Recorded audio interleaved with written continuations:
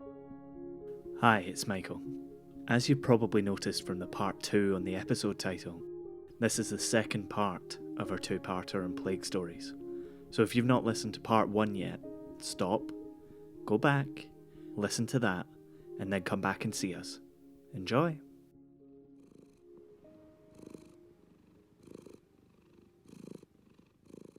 Not enough stories begin with a cat, but this one does. It sleeps on a shelf, high above the hold of the ship it's sworn to protect. Cats, the most noble creatures, swear an oath of allegiance to protect humankind against the scourge of their...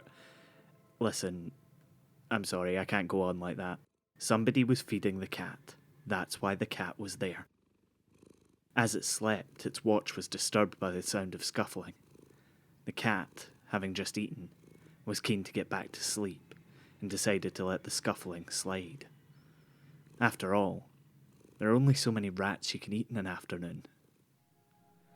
Those rats took shelter in the hold of the ships that circumnavigated the globe, taking goods and people from port to port.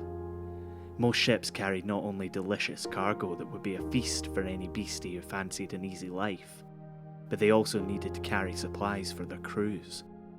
The rats could gorge themselves on anything they liked, provided they kept out of the way of the feline patroller. When the ships pulled into port, their supplies were unloaded, which unsettled the stowaways and forced them out onto the dock. From there they would head anywhere they could to find food, often spreading out into the surrounding warehouses. One rat, carrying an infected flea, could bring the plague into the heart of a city and spark an epidemic which could wipe out a population. This rat had just arrived in a little port near Edinburgh. This rat and its fleas and the plague had just docked in Leith. From Be Quiet Media, this is Scotland, a show about history and where we made it. I'm Michael Park. Gilbert Skene was the established authority on the plague and wrote the first known medical text in 1570 titled In brief description of the pest wherein the causes, signs and some special preservation and cure thereof are contented. To Skene, the disease he knew as the pest was a corruption of the air, which in turn caused the body to become corrupted. He believed the Black Death was, as many would have at the time, a punishment from God who blew the contagion across the earth. He also believed that it spread through such varied things as stagnant water, filth, unburied carrion, the south wind blowing from pestiferous places, for anyone keeping score, that means England, the reek of coal, decayed plants, rotten fruit. All of these things combined in the air to form a pestilent miasma which carried the plague in its vapours. So how did Skene know if the plague was about to make an appearance? It seemed simple to him. Calm heat, especially humidity at the onset of summer, and all those factors which compromised the epidemic constitution.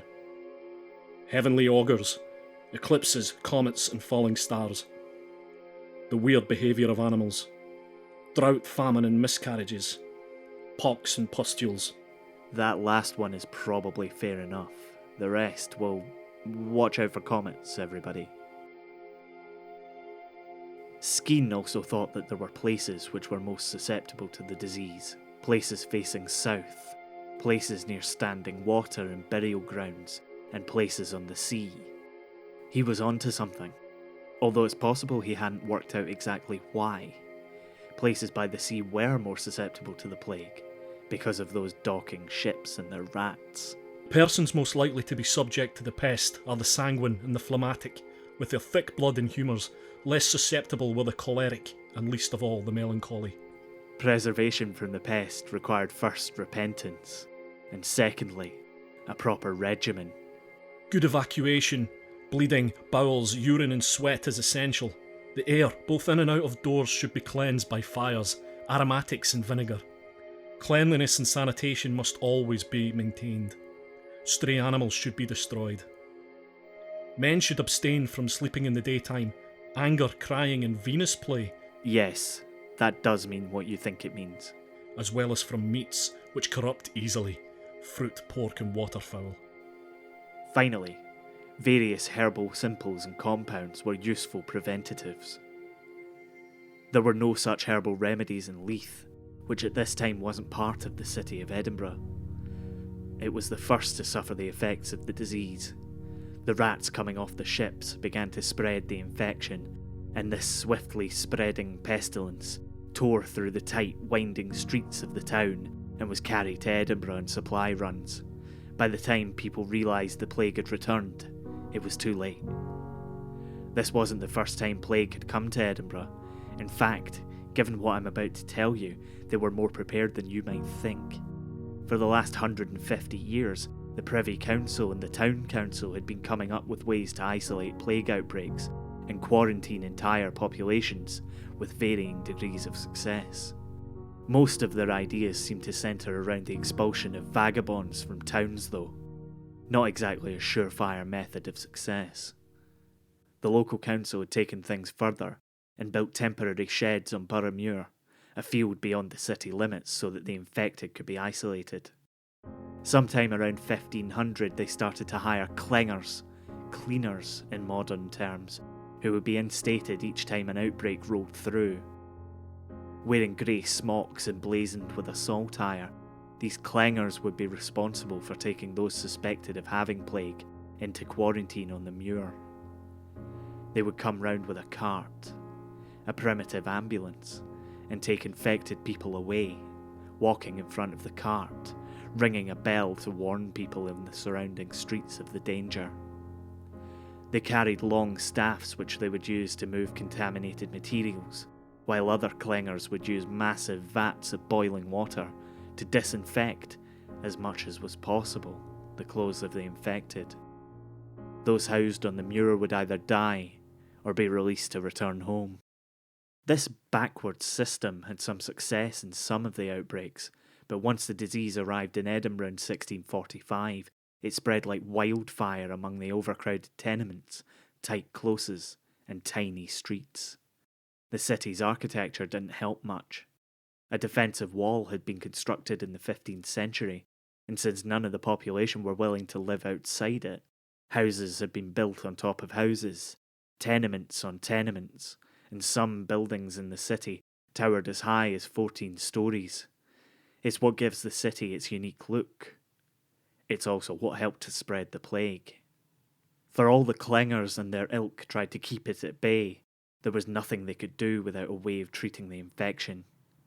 And what kind of person would be bold enough to walk among the pestilence and the corpses, trying to cure the sick? A very well-paid one. That's after this. If you're listening to the show and going, "Oh, I wish they'd cover my favourite topic," then give us a shout. We love hearing your feedback and your ideas for Scotland. You can tweet us at Be Quiet Media, you can find us on Facebook if you search for Scotland Scottish History Podcast, or you can just email us, scotland@bequiet.media. We'd love to hear from you.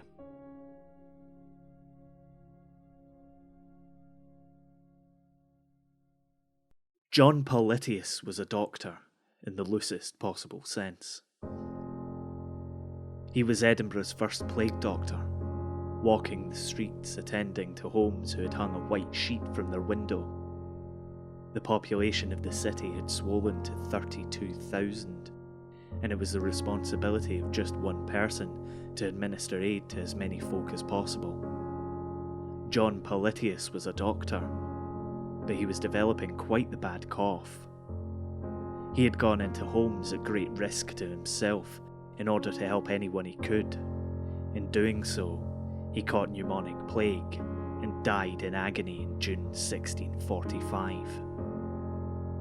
After his death, the council tried desperately to find someone else to take on the role, but, unsurprisingly, no one was very keen.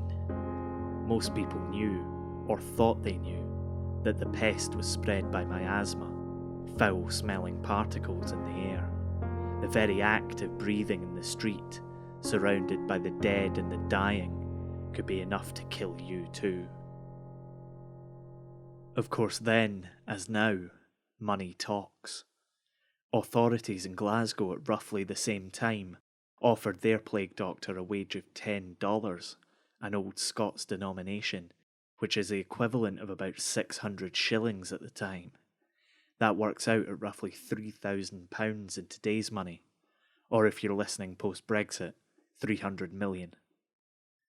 It was the equivalent of more than a year's wages for a skilled tradesman, and given that most plague doctors weren't qualified, it's a tidy sum. By mid-June of 1645, they'd found their replacement.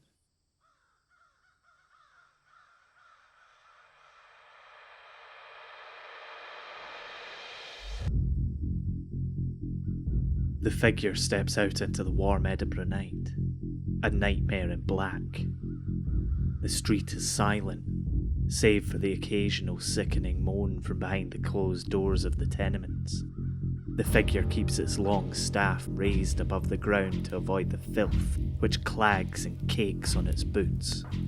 It pulls the brim of its wide black hat in greeting. People scuttle from the steps into the closes, unwilling to face the figure's dead-eyed judgment.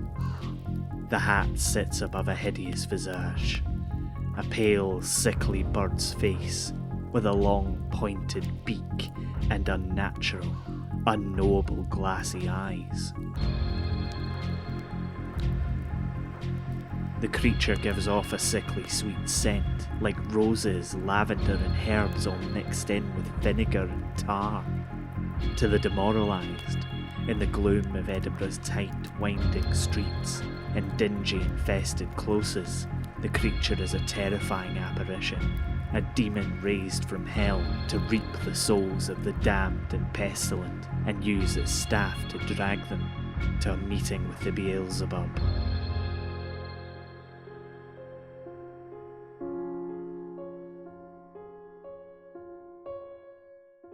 The Nightmare in Black was just a man named George Ray, who had taken the role of plague doctor on promise of a huge financial reward.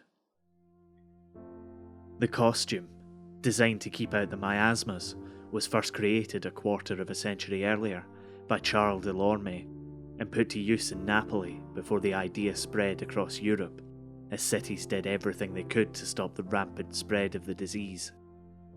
The terrifying get-up served a very practical purpose, and once citizens became used to seeing him, the Beak Doctor, as he was often called, was a welcome sight. His methods were primitive. The stick was used to examine patients at a distance and removed soiled bits of clothing or bedding from the boils. Where many of his contemporaries used leeches and, weirdly enough, frogs to rebalance the humours, Ray took a more pragmatic approach. He would slice open the pus-filled buboes on his patient's skin, draining the boil of its poison before cauterizing the wound with a white, hot poker. It was a no-nonsense method, and it's thought that this treatment may actually have saved lives. The mask worn by the doctor was the pinnacle of medical science at the time. According to Delorme, a nose half a foot long, shaped like a beak, filled with perfume with only 2 holes, one on each side near the nostrils, but that can suffice to breathe and to carry along with the air one breathes the impression of the drugs enclosed further along in the beak. Ray, who survived the plague outbreak in Edinburgh, would have believed that the mask saved him. In actual fact, although the potent herbs and spices he would have been breathing in every day would have spared him from the worst of the smell of death, decay and filth, the mask would have done very little to save him. It was the rest of the thick leather and waxed canvas outfit, which covered every piece of exposed flesh, that kept him safe. It stopped infected fleas latching on and biting him. The council of the city would have been apoplectic that their plague doctor came out the other side unscathed. They had promised him a king's ransom to do the work. They had expected him to die carrying it out.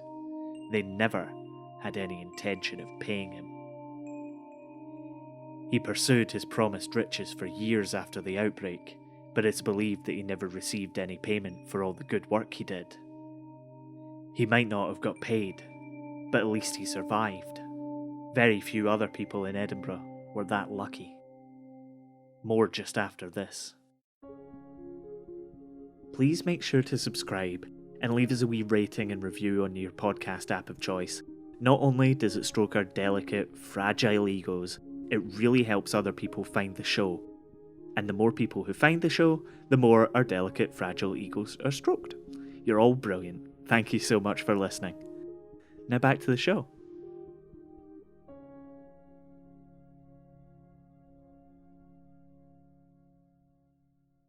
The number of the dead exceeds the number of the living.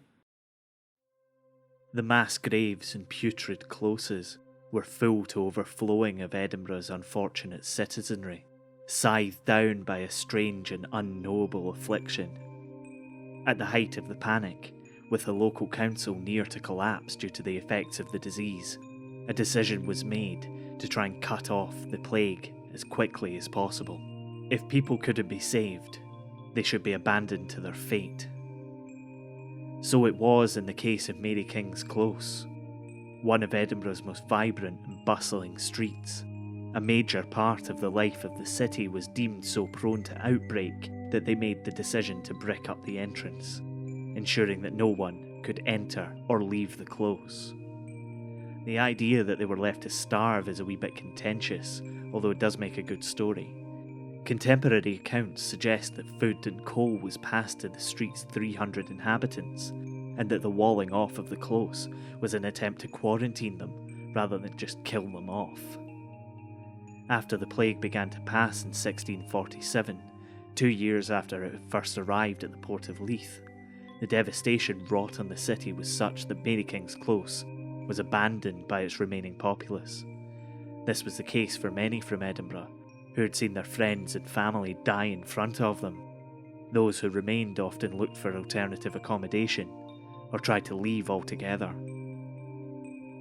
The close remained abandoned and neglected for almost 40 years, until a housing shortage saw some families move back in. Legend has it that the city employed 2 brothers to clear the remains from the tenements.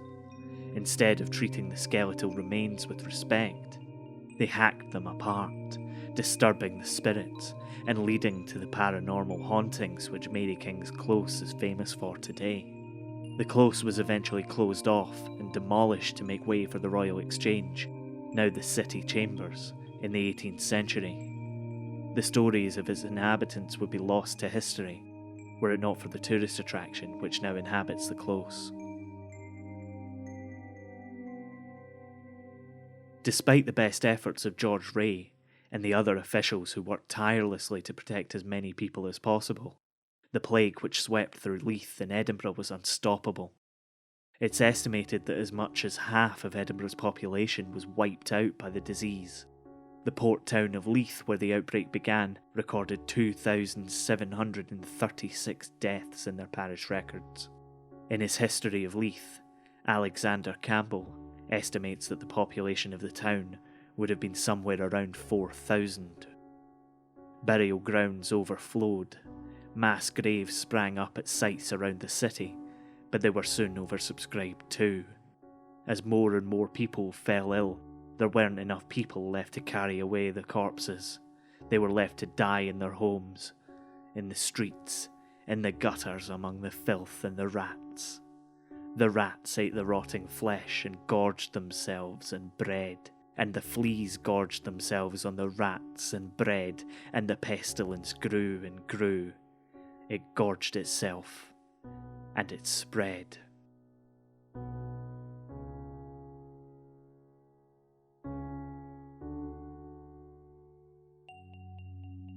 You've been listening to Scotland. It was written and produced by me, Michael Park, and is a production of Be Quiet Media. The score for this episode was by the human dazzle ship, Mitch Bain. Find him online, search for Mitch Bain Music on Facebook. Additional voices and purring for this episode were provided by Andy Stewart, Mitch Bain, and my cat, Milo. You can find out more about the show on our website, thisisscotland.co, and get in touch with any feedback you have for us on Twitter @BeQuietMedia, or we're on Facebook if you search for Scotland, Scottish History Podcast.